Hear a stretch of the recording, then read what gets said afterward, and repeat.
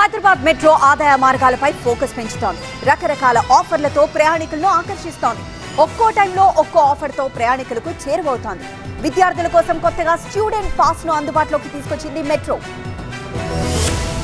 విద్యార్థులకు Hyderabad metro good news చెప్పింది. Metro రైల్లో స్టూడెంట్ పాస్ సదుపాయాన్ని అందుబాటులోకి తీసుకొచ్చింది.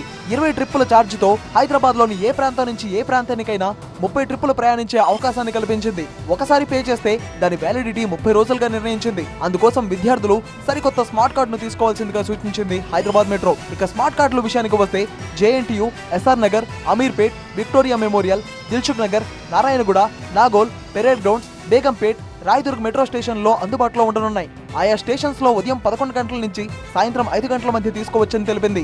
ఈ స్టూడెంట్ పాస్ ఆఫర్ కేవలం 9 నెలలే అందుబాటులో ఉంటుందని వెల్లడించింది. జూలై 1వ తేదీ నుంచి 2024 మార్చి 31వ తేదీ వరకు ఈ స్టూడెంట్ పాస్ ఆఫర్ ను విద్యార్థులు వినియోగించుకోవచ్చని చెప్పింది. ఒక్కో విద్యార్థికి ఒక్క స్మార్ట్ కార్డ్ మాత్రమే జారీ చేయబడుతుందని స్పష్టం చేసింది. 1998 ఏప్రిల్ 1వ తేదీ తర్వాత జన్మించిన విద్యార్థులు మెట్రో పాస్ కు అర్హులని పేర్కొంది. హైదరాబాదీ విద్యార్థులకు మెట్రో మార్గంలో ప్రయాణించడానికి అనుకూలమైన సాధనమని ట్విట్టర్ లో పిలుపునిచ్చింది L&T హైదరాబాద్ మెట్రో రైల్.